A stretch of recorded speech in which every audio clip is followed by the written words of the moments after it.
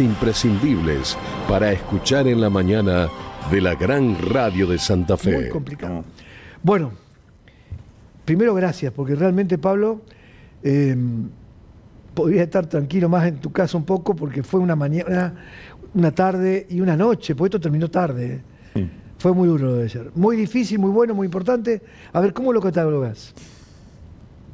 Yo parto de la base de que toda imagen que daña la institucionalidad democrática o el correcto funcionamiento de las instituciones es una imagen que no queremos ver desde hace muchos años, nunca más en nuestro país. Y el recurso de la violencia deliberada, calculada, planificada, para evitar que funcione una institución de la democracia es algo que no...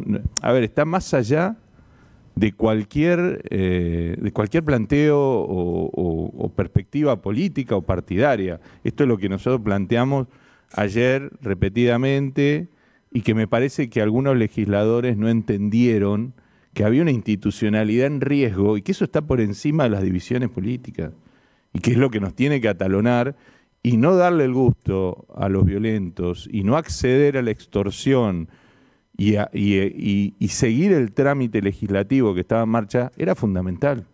Era fundamental, por eso nosotros nos posicionamos con el reglamento en la mano, con una decisión absolutamente acorde a lo que está previsto en el reglamento, la facultad en ese momento de interrumpir un debate que ya llevaba un buen tiempo, donde algunos bloques, por ejemplo el bloque de Amalia Granata, ya habían intervenido 2 diputados de ese bloque, además del miembro informante, de otros bloques, de un arco político al otro de la oposición. Es más, los que más afectados con la interrupción del debate y pasar a votar éramos los oficialistas, del cual solamente había hablado uno, que era el miembro informante y Corral. Pero era absolutamente imprescindible que ese objetivo, que está claro que un grupo tenía, que quería lograr, no se lograra. Que se avanzara y que se votara la ley, que todos sabíamos ya que estaban las mayorías para hacerlo. Así que me parece que eso yo lo remarco porque es una imagen difícil, dura, todo el daño causado ayer, los daños personales, hay 7 u 8 personas con heridas. Hay un policía con una estilla de vidrio en la córnea que es una lesión grave. Digo, todo esto no tiene absolutamente ningún tipo de justificación. Estamos discutiendo una ley, la discusión es válida, el disenso absolutamente válido, lo que no es válido y no lo vamos a permitir y no vamos a dejar que interrumpa el funcionamiento de las instituciones de la democracia, que es la violencia. Digo, eso es algo que, por suerte, tratamos de dar por superado en este país y no lo vamos a admitir de ningún tipo de grupo, venga de donde venga, y ojalá la investigación pronto, la investigación judicial que ya está en marcha, pronto nos diga qué instigadores hubo, porque ahí había personas que uno lógicamente no puede pensar que espontáneamente estaban allí, ¿no? Estaban contratadas, me parece, para hacer lo que hicieron. No está muy lejos del editorial que hice hoy. Hoy fui muy duro, dije, a ver, uno se puede levantar a la mañana, repito una parte porque hay otra audiencia que se suma, uno se puede levantar a la mañana con una bomba incendiaria en la mano, no. El que es, porque está en su derecho a reclamar. Totalmente. Si la Constitución te permite expresarte, eso es lo que da un Estado de Derecho. Sí. Entonces, uno va con un mortero en la mano y no. Ella, él o el otro van con restos de escombros o piedras y van con la mitad del cuerpo, de la cara tapada. Y no. A ver, que podés gritar, bueno, decir palabras fuera de lugar. Y puede haber gente muy enojada con esta reforma, pero hasta ahí. Ahora, lo que vamos a ver ahora en pantalla completa es lo que tiene que ver con el momento que te mandé, Fío. No, buscá lo que yo te mandé, Fío. Buscá lo que yo te mandé. Te acabo de mandar puntualmente la imagen que le quiero hacer ver exactamente. Esa que te mandé, la que vos armaste anoche. Esa es la que quiero. Porque en un momento determinado queda claro que había 8 o 10 personas. Mirá esto, mirá. Ahí va. Uno y va el otro. Fíjate. Ahí va la bomba. La bomba incendiaria. Sí. Y lo vamos a repetir varias veces este video. Va, corre, y fíjate que tiene tapada la cara. Sí, y sí, el de atrás también tiene tapada la cara. Y hay creo que queda claro que no son docentes, ¿no? No. Digo, no, lo digo seriamente, Sí, porque, pero ahí digo, me parece que también las organizaciones sindicales, que lamentablemente no las he escuchado con un discurso claro de repudiar la violencia, a veces hasta algunas expresiones pareciera que la justificaran, espero que no sea así, pero digo, hay que ser bien claros. Ellos también son responsables de lo que movilizan, del estado que generan, y si esto pasó, lo primero que uno necesita es escuchar que las organizaciones sindicales condenan este hecho, y lo mínimo que correspondería es alguna expresión de solidaridad con las víctimas que hubo, ¿no? Que todavía eso no salió, ¿eh? No lo he visto, por eso digo, yo no lo he visto, y creo que esto debió haber sido una actitud inmediata de dirigentes sindicales experimentados que saben la responsabilidad que significa convocar gente a una plaza. Bueno, y lo que pasa ahí. Ahora vamos a poner el que queda fijo, Fío. El que se nota y a pantalla completa cómo finalmente, porque es importante ver esto. Ahí va, fíjate cómo queda uno, con esa lucecita, esa moneda arriba, esa es la bomba. Es la bomba. La bomba incendiaria que va. Está prendida. Que va prendida y que va volando y entrando. Esa cayó adentro. Dije, te digo, 2 metros de Lucas es nuestro movilero, pero cayó a 2 metros de una señora que estaba con la bandeja llevando un vaso de agua, de empleados comunes cualquiera. Trabajadores, sí. Trabajadores que no son diputados y senadores, que trabajan, tienen su lugar ahí. Esto me parece una locura. Ahora, ¿quién los mandó? ¿De dónde esa mano de obra? ¿Por qué esta mano de obra puede no ser de Santa Fe? Estuve averiguando que puede ser de otro lugar, que ha venido acá a Santa Fe. Ahora, hubo una decisión de alguien que yo no voy a mencionar ninguno porque estaría cometiendo un gravísimo error, si endilgo a aquel, al otro, pero alguien dijo, chicos, cuando esté más o menos esto dando por la mitad, vamos, vamos contra la puerta, tiremos piedra, enganchemos la reja, tiremos por encima de la... No. Acá alguien fue el mentor. Esto tiene que buscar, el ideólogo de esto tiene que aparecer. Porque una cosa es los que tiraron, pero la cuestión intelectual tiene que aparecer también. Es gravísimo, porque digo, está claro que había un objetivo. Porque eso estaba causado para interrumpir la sesión. Y además, en los tiempos que se producen, estaban muy cronometrados con lo que estaba pasando adentro. ¿Te das cuenta? Por eso que la extensión del debate, lo que iba a lograr era dejar que ese nivel de violencia pudiera interrumpirlo. Estaba claro lo que estaba pasando, porque nosotros veníamos trabajando y dejando, obviamente, el lugar a todo el debate que era necesario dar de la ley, sabiendo que había una tensión creciendo, hasta que se dieron las puertas. A 5 metros estuvieron ustedes. Fíjate además algo. ¿Cuándo arroja la bomba Molotov? Cuando la puerta está abierta. Claro. Así que hay una cosa muy calculada de que se cediera la puerta, de que entrara el elemento incendiario, y era justo para prenderle fuego a la legislatura desde adentro. Claramente este era el objetivo. ¿Y para qué era eso? Para cortar una sesión. ¿Y entonces, qué iban a lograr? Los que me dicen es, debimos pasar a un cuarto intermedio hasta que se calme. Le digo, le doy el gusto al violento, que quiere interrumpir la sesión. Estaba en tratamiento la ley, porque el debate es parte del tratamiento de la ley. ¿Pero no hubiera calmado los ánimos hacer ese cuarto intermedio como...? Se calmaron los ánimos cuando hicimos el cuarto intermedio después de la votación de la ley. Fue así, lógicamente. Pero la votación de la ley, interrumpir ese proceso, hubiera sido gravísimo. Me dicen, ¿ustedes tenían la mayoría igual? Claro, sí. Claro, obviamente, pero a mí me parece que no es menor el hecho de que un episodio de este tipo interrumpa un proceso legislativo. Piénsenlo de otra manera. Yo lo decía en la conferencia de prensa en Casa de Gobierno. Piensen Poder Judicial, que esté sesionando los martes, que es el día de acuerdo de la Corte Suprema, estén por firmar una sentencia y sucede esto. ¿No les parece suficientemente grave que ese hecho o ese momento donde hay una toma de decisiones de un órgano de la democracia sea interrumpido por un hecho violento? Digo, a nosotros nos parece grave y por eso dimos el paso que había que dar, que además, digo, reglamentariamente está, porque me tratan de decir, alteraron el orden de la sesión. No, no se alteró el orden de la sesión, porque dentro ya estaba puesto en tratamiento del proyecto, estábamos en el debate, además el debate, digo, las expresiones sobre todo de la oposición se habían dado, los más afectados con el corte del debate fuimos, repito esto, los oficialistas, pero está prevista la moción de orden, artículo 109, inciso 4, que prevé esa moción de orden de dar por cerrado el debate y pasar a la votación. Eso no necesita la mayoría de 2/3, es un error de interpretación.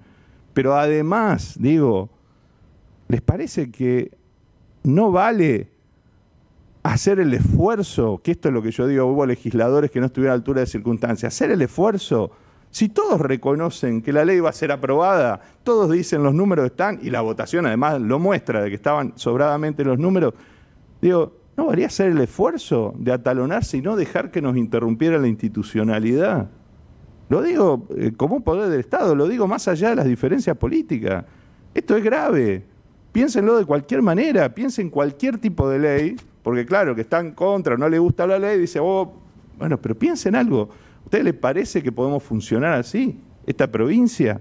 La verdad, bueno, yo creo que es suficientemente grave. Hay que ir a fondo con la investigación. Totalmente, Luis, claro que sí. Yo quiero decir también, y quiero agradecer al fiscal regional, a Jorge Necier, que ya se puso en contacto con la presidenta de la Cámara de Diputados, que se puso en contacto también conmigo, está recolectando todo el material, el MPA, porque la denuncia ya está activa y está recolectando todo el material. ¿La denuncia se presentó? Sí. Esta mañana el ministro Bastía dijo que se accionó la denuncia, que además el MPA también interviene de oficio, porque obviamente hay un hecho evidente. Pero digo, ya está recolectando, hay un montón de material fílmico de las cámaras de seguridad de la legislatura. Los medios. De los medios. Estaban todos. Bueno, los medios también fueron víctimas de esto. Yo lo dije ayer en la conferencia de prensa. Mirá esta imagen. Estaban allí presentes y por eso se filmó de muy distintos lugares, que ojalá todo ese material fílmico sea aportado a la investigación y de allí podamos determinar quiénes son los responsables y después seguir la línea de los autores intelectuales, que es fundamental, porque que haya niveles de organización con dinero, porque si esto se contrató, sabemos que estas cosas son caras, digamos, que ninguno de estos muchachos va gratis a hacer estas cuestiones. Digo, hay una organización atrás.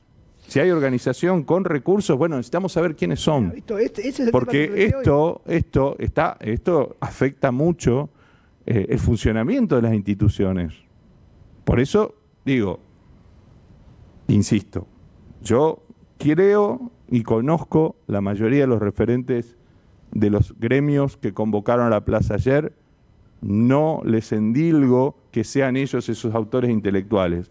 Lo que sí me parece es que no están actuando a la altura de las circunstancias cuando yo no veo que unánimemente y que lo estén haciendo expresamente y oficialmente de esas entidades gremiales, repudiar los hechos de violencia, diferenciarse de esto y condenar el hecho de haber querido interrumpir el funcionamiento de la Cámara de Diputados. Recién Celia Arena, que es de la oposición, dijo, tajantemente repudiamos lo que ocurrió. Es decir, es un gesto. Sí, absolutamente. Y está faltando. Y llama la atención. Y esto debería ser. Ahora, lo otro, el porqué de las vallas al principio. Fuimos muy rápidos con Alejandra, porque nosotros empezamos a... ¿Lo escuchaste? Porque nosotros dijimos... Ayer temprano... No lo escuché porque yo ya estaba en la legislatura temprano. Que dijimos un comentario. A ver, lo digo claramente y no hay ningún misterio, ninguna situación compleja.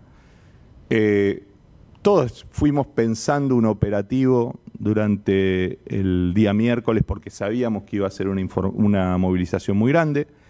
La policía tenía alguna información de que podía haber grupos violentos y obviamente se pensó dejar un espacio para el ingreso y egreso de legisladores, algo que después se complicó mucho. Cuando yo hago ingresar a los referentes sindicales que ocuparon las barras, en ese mismo momento entraron por lo menos 4 diputados que no podían entrar a la legislatura. Sí. Entonces, lo que se trataba de resguardar en la parte de atrás de la legislatura era un espacio para que entraran y salieran. Obviamente, ¿no iba a dar toda la vuelta? No, si había una valla sobre 4 de enero y otra en 3 de febrero. Era para resguardar un ingreso y salida de la legislatura para que pudiera funcionar normalmente. Era excesivo el vallado quizás cortando todo 4 de enero, pero bueno, eso era una cuestión de discusión. Obviamente, después de lo que pasó el miércoles a nivel nacional y la sensibilidad por la represión que hubo en Buenos Aires de manifestantes y todo, nosotros que tenemos una actitud absolutamente distinta de permitir y dejar que la gente se exprese, de hecho contratamos baños químicos para que no hubiera problema con eso, digo, de favorecer de alguna manera que la libre expresión de la entidad sindical, empezamos a ver que las vallas como que empezaban a generar un hecho de violencia. Esto lo conversamos con el ministro de Seguridad, lo conversamos con la presidenta de la Cámara de Diputados, y estuvimos todos de acuerdo en decir, bueno, vamos a retirar las vallas, vamos a tomar una medida... ¿Eso fue a la mañana? A la mañana, sí, claro, fue a la mañana, la misma mañana. Sí, nosotros ¿Pero por qué? Porque nosotros queríamos, de todas formas, esas vallas no hubieran evitado lo que pasó, porque no había un vallado enfrente, ¿no? Era un mensaje, ¿no? Era un mensaje que ya había entidades sindicales y dirigentes sindicales que ya, por supuesto, decían, la represión que se viene. No queremos dar esa imagen. De hecho, no hubo represión, y esto lo digo con absoluta convicción, porque no hay ninguna imagen que muestre la policía reprimiendo, sí resistiendo el avance que hubo sobre el hall de la legislatura y con daños personales. Los únicos heridos son policías, no hubo represión, no hubo bala de goma, no hubo palazo, no hubo nada de todo eso. Y fue una decisión también tomada. Obviamente tuvo un costo y que nos obliga a repensar cómo vamos a establecer ante una situación similar las medidas de seguridad. Pero insisto, nada de esto hubiera pasado si no hubiera aparecido un grupo con absoluta determinación a causar esto. Y esta es la cuestión que hay que investigar, coincido plenamente, porque esto enrarece todo, oscurece todo el panorama y nos pone ante una situación de extrema gravedad institucional que necesitamos despejar en esta provincia. Sí, pero acaba de decir algo que yo hoy no lo quise mencionar, pero bueno, ahora ya creo que lo terminé de decir, Pablo. Esto tiene un costo, ¿eh? Esto no es gratis. A ver, trasladar, porque estoy convencido que esta no es gente de Santa Fe, ahora lo digo claramente, estos muchachos cuestan caro. Cuestan un dinero importante. ¿Quién financió esta historia atrás? Por eso hay que buscar no solamente estos muchachos, el autor intelectual de esto. Totalmente.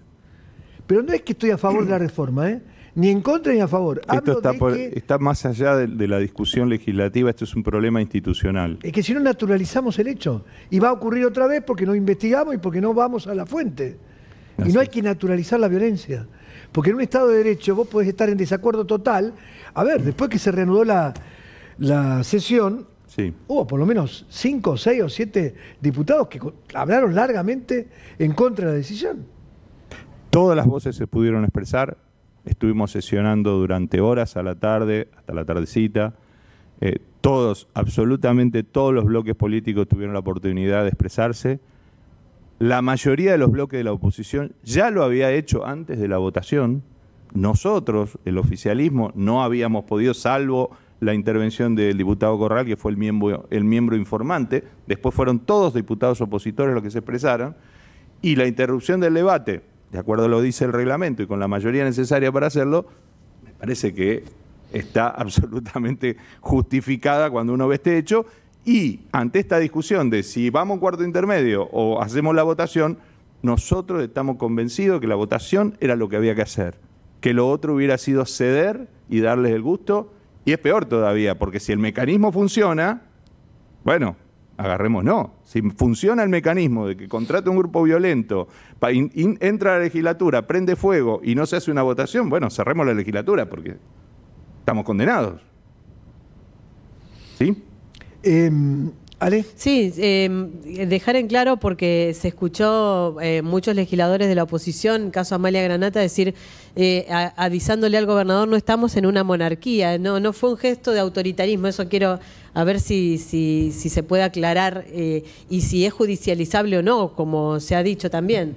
Todos los bloques tienen derecho, de hecho el único bloque que expresó alguna posibilidad de judicializar este tema fue el bloque de Amalia Granata, no el resto, hablo de los bloques de la oposición. Amalia hace rato que viene teniendo una posición así muy enfrentada al gobernador Puyaro y acusándolo de distintas cosas. Nosotros hemos rebatido esos argumentos y esas cuestiones que se han planteado, pero en particularmente Amalia, yo creo que le debe una disculpa a Clara García, a la presidenta de la Cámara. Ajá. Tuvo una actitud que está filmada, la pueden ver, tomándole el micrófono, ¿no? Sacándole el micrófono para que no pueda hablar cuando estaba ejerciendo la presidencia de la Cámara, cuando estábamos discutiendo cómo seguir el trámite de la aprobación de la ley. Me parece que eso, como mínimo, merece que se disculpe para restablecer un diálogo institucional que no tiene que cortarse, ¿no? Porque además me parece que esas actitudes, y insisto, creo que hay legisladores que no estaban a la altura de las circunstancias o que no entendieron cabalmente lo que estaba pasando, de que esas actitudes o eso era de ser funcionales a la violencia que estaba pasando afuera. Digo, me parece que la actitud era defender la institucionalidad. Bueno. Si el resultado, además, como todos reconocen, iba a ser el mismo, ¿no? Ahora quiero ir a esta imagen y te voy a preguntar por la policía. Ahí vemos, fíjate lo que es esta imagen. Acá hay una foto que los que no lo ven, esta es la imagen de 4, no tenían ni armas reglamentarias, eran policías comunes que son los que te reciben, te indican por dónde ir. Sí. Hay un par de chicas también, de agentes, Sí. y están tratando con mesas que fueron poniendo una al lado de otras para que... Estuve ahí gran parte del tiempo. Por esa puerta decidimos ingresar a los referentes sindicales y, como decía recién, también ingresaron en ese momento varios diputados que no lo habían podido hacer. Ahí está con imagen, ¿eh? Sí, Mirá, está sí, trabando sí. una especie de hierro para que no fuera la puerta derribada. Ahora me pregunto, Sí. después de esto vino lo otro. Mirá, los chicos ahí, apoyados, haciendo fuerza. Sí. No. Esto demuestra de que no había una intención de poner policía, pero en un momento determinado, ¿no era necesario haber puesto sin reprimir lo que después aparecieron 45 minutos más tarde? El operativo, digo, tenía obviamente varias fases de intervención. Lo que acordamos, obviamente para despejar toda duda, porque esto se quiso crear, y si no revisen los comunicados y las redes de los dirigentes sindicales de ayer a la mañana temprano, hablando de las valles, de lo que se venía y todo, y tratando de generar un clima de enfrentamiento y represión, nosotros, aún a riesgo de que pasara esto, y sobre todo exponiendo claramente al personal policial, que ayer actuó maravillosamente bien, con mucha solidez y postura, pero obviamente en una situación altamente desventajosa, porque la primera etapa era esto, era policía que resistía sin ejercer ninguna actitud de represión ni de violencia hacia los manifestantes. No tenía armas. Luego, cuando se produce el hecho, llegan los otros grupos que, si se hubiera mantenido el vallado y esa zona segura, entre comillas, hubieran estado allí. Al no estar eso, los grupos fueron retirados a Casa de Gobierno, estaban a 2 o 3 cuadras.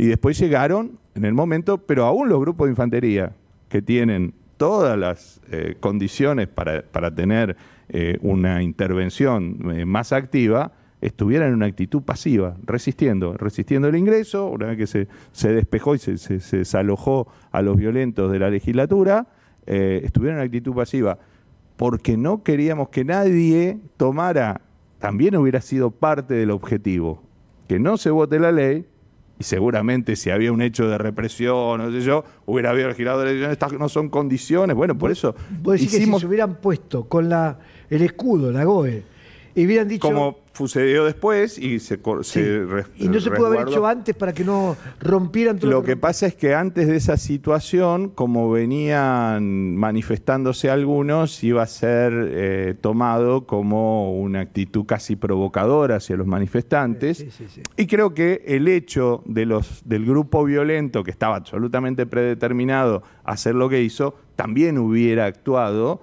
valiéndose de eso, y podía generar también una cuestión más empática, si se quiere, con el resto de los manifestantes en la plaza, porque ven un grupo de infantería, como decía, o alguien hubiera dicho, somos docentes o empleados públicos manifestándonos, ¿por qué nos ponen grupo de infantería adelante? Digo, son difíciles, son situaciones muy difíciles un tablero de ajedrez. Claro, de decidir, decisiones difíciles de tomar, quiero decir. Y se tomaron en conjunto con el ministro de Seguridad. Lo que digo es, nada de esto hubiera pasado si no hay un grupo predeterminado. Digo, ya sé que lo he dicho muchas veces, pero ese hecho no es menor, porque es lo que desencaja totalmente un trámite legislativo.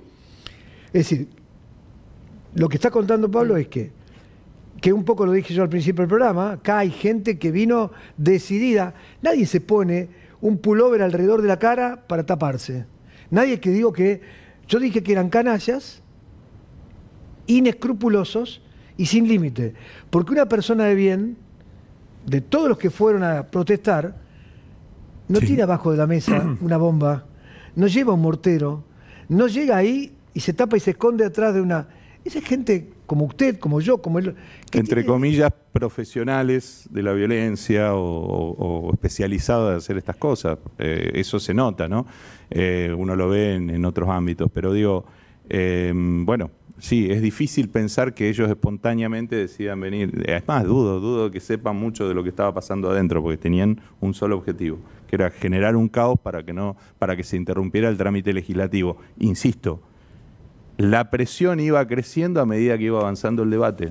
Véanlo, esto se puede ver claramente, analícenlo, vean cómo se van produciendo los momentos que ustedes tienen todos registrados y con horarios de la violencia. Coordínenlo cómo se va dando el debate adentro. Había alguien mirando eso y diciendo más, ¿para qué? Para evitar la votación.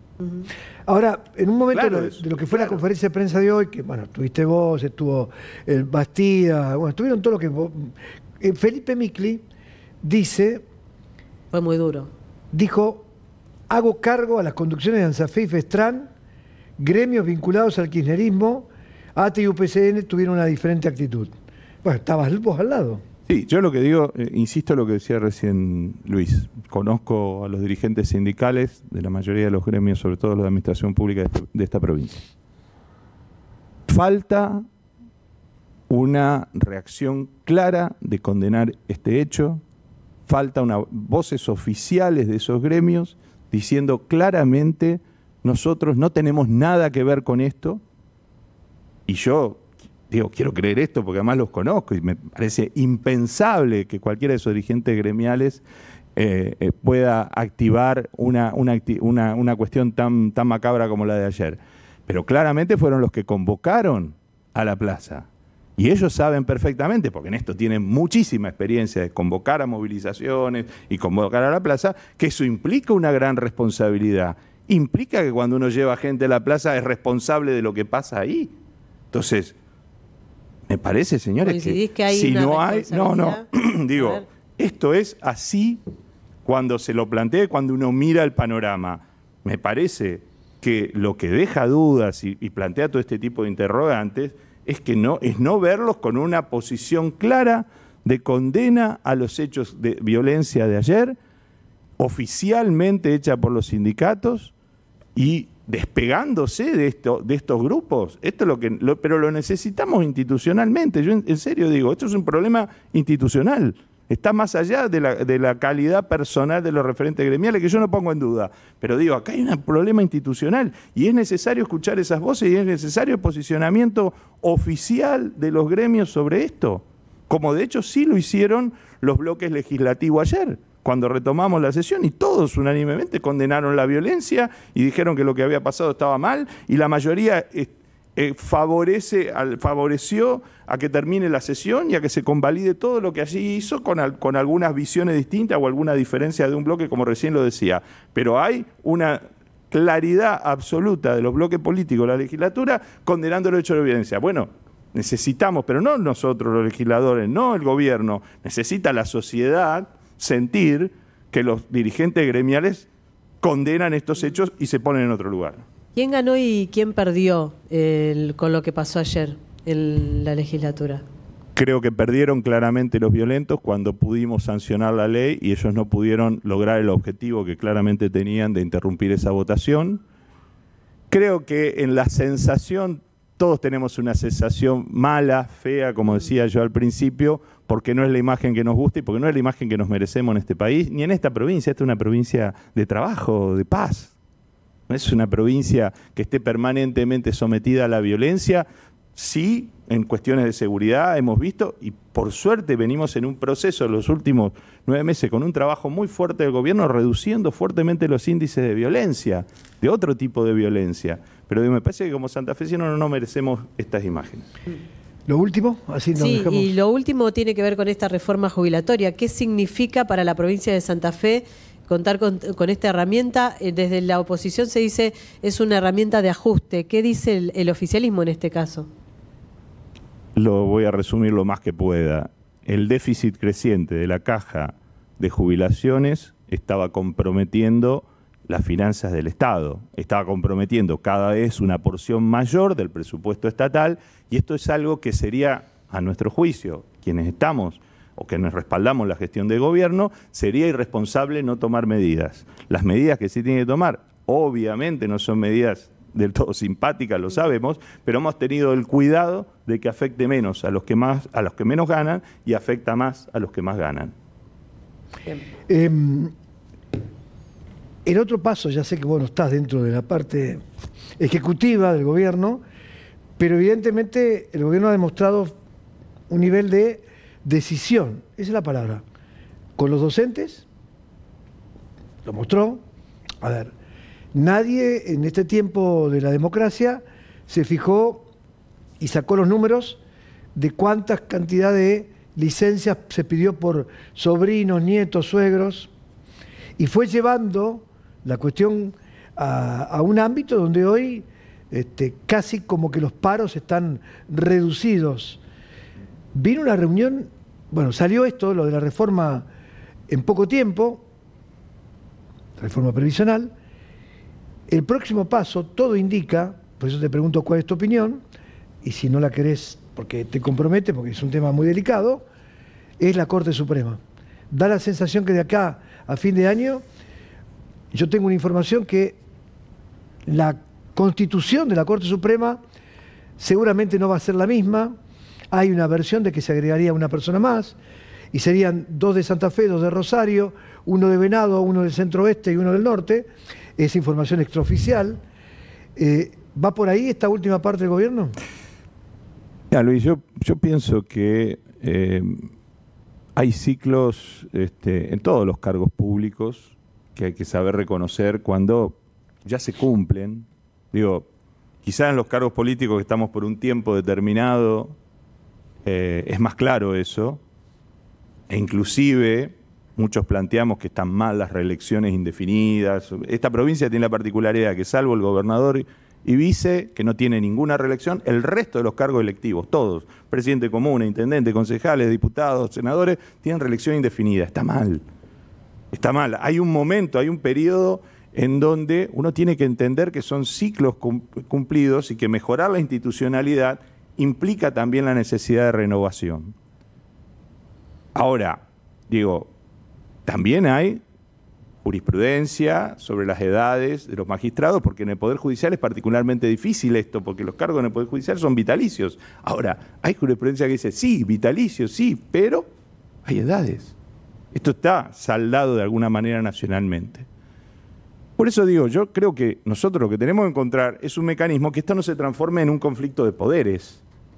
Entonces, así como no es bueno, digo, que un magistrado se niegue totalmente a discutir este tema o a plantear, yo me voy cuando quiera, digo, me parece que nosotros tenemos que encontrar la manera de que esto no se transforme en un conflicto de poderes, porque si no, obviamente el Ejecutivo tiene herramientas para actuar, y supongo que el Poder Judicial también va a tener herramientas para defenderse. Ahora eso nos puede conducir a un conflicto de poderes que no es bueno. Creo que hay que encontrar una salida que no sea conflicto de poderes, pero que hay que entender, porque todos tenemos que entender que hay ciclos.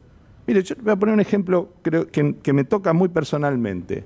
Después de los 3 años de gobierno del Frente Progresista y perdimos las elecciones y ganó el exgobernador Perotti, bueno, muchos nos sentíamos mal y fue un golpe. Pero también hay que admitir que había un ciclo y que había expectativas que no se habían cumplido y que era lógico un ciclo de renovación. Y bueno, cada uno hizo lo que estaba a su alcance o cumplió las funciones que tenía que cumplir, y no hicimos ninguna estrategia para eternizarnos en el poder. Digo, me parece que hay que entender que hay momentos en los que los ciclos de renovación son necesarios y hay que hacerlo institucionalmente y insisto, hay que evitar el conflicto de poderes. Sí, yo con respecto a esto, el lunes, posterior a la reunión de las 7:30 del domingo, dije, el gobierno plantea el diálogo, sí, pero Bastía dice, respetemos también la ley. Entonces, el respetemos la ley es, ante la ley dice tal cosa, con la cantidad de años, y eso habilita a que se generen los cambios en la Corte Suprema.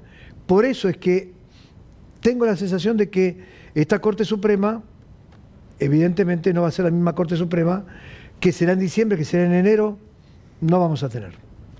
Veremos, no veo que haya un plazo para eso, creo que es un tema que hay que seguir dialogando y creo que apostar al diálogo es lo mejor, pero también todos entendiendo que hay cuestiones que son necesarias y buenas para el funcionamiento de las instituciones, de todos lados, digo, ¿no? ¿Algo más para cerrar ya? Porque... No, simplemente me parece que quedó claro sobre todo la postura, cómo había sido la votación, que creo que fue lo más complicado de entender y de asimilar también, sobre todo también para ustedes, me parece, ¿no? Sí, y quiero decir una última cosita, cortita a eso. Todos los bloques, cuando retomamos la sesión, tuvieron la oportunidad de dejar en claro cuál había sido su votación, por esta duda de los que no accionaron el sistema y aparecían como abstenciones, que no lo eran claramente, porque nadie había pedido abstenerse, y todos dejaron en claro, y quedó registrado en la versión taquigráfica, cuál fue su posición. Por eso la votación quedó clara en los votos a favor y los votos en contra, ¿no? Y sin abstención. Con respecto a eso, que acá tengo, que a mí me gustó mucho, no estuvieron Antonio Bonfatti porque planteó que no podía venir. Está con un posoperatorio de una operación que le impide desplazarse. María Fernanda Castellani, ¿puede ser? ¿Sí? También estaba con una situación de enfermedad. Ximena García. Ximena García estuvo, lo que pasa es que ella está con un posparto de hace muy pocos días. Además de estar amamantando, ella misma está saliendo creo que de una cesárea, no quiero meter la pata en eso, pero estuvo, con los momentos que también tenía que tomarse, pero estuvo Ximena. ¿Y Oscar Paredes? Oscar Paredes no sé por qué no estuvo, pero no estuvo. ¿Él pertenece, Oscar, al bloque de Amalia Granata? Al bloque de Amalia Granata. Pero no sé por qué no estuvo, ¿no? Bien, después desconozco. Se produjo la votación donde, salvo estos 4, salieron 21. No, 23 a 21. 23 a 21. Sí. Igual, fue una lucha, es decir, estuvo ahí. Sí, claro, sí. Sí, pero bueno, pero son las reglas de la democracia. Sí. ¿Algo más que te quiere por decir? ¿Está todo bien? Creo que fue una nota importante. Sí. Bueno, les agradezco mucho el espacio, porque a veces es difícil tener todo el tiempo que me han dado para explicar cosas. A mí me queda una cosita, pero no es contigo, yo lo digo al público. Y más si bien hubo muchas cámaras, hay una decisión de ir por la verdad, no hay ninguna detención. Y me llama la atención, a esta hora, ayer, a esta hora, estábamos prácticamente todos corriendo. Bueno, ustedes estaban haciéndolo, pero acá era digital, web, movilero, nosotros pasaron 24 horas. También me hubiera gustado conocer, aunque sea una noticia, de la detención. De una detención. A ver, no puede ser que delante de decenas de cámaras, de periodistas, en un lugar donde había muchísima prensa, periodistas, gente, diputados, senadores, gente común, nadie está detenido. ¿Uno puede hacer esto? Yo, no es con vos, No, pero digo, si me permitís, ¿no? Digo, es cierto, igual quiero decir, el personal policial ayer actuó espectacularmente bien. E insisto, había mucha sensibilidad del miércoles al jueves por todo lo que había pasado en Buenos Aires y había de alguna manera un fogoneo de tratar de instalar que iba a haber un escenario represivo. Con lo cual, obviamente, se trató de evitar por todos los medios. Y lo que se hizo sobre todo fue resguardar en lo posible a las personas que estaban allí dentro de la Cámara. Por eso digo, es lamentable, es duro, pero también es un dato de la realidad de lo efectivo del trabajo policial, que los únicos heridos sean policías y algunos trabajadores de la legislatura y no el resto, ¿no? Más allá de que todos fuimos víctimas de la violencia. Bueno, la gente misma, la democracia fue... Sí, todos, cuando digo todos, sí. Una pausa, las voces, los protagonistas, están pasando todos, ¿eh?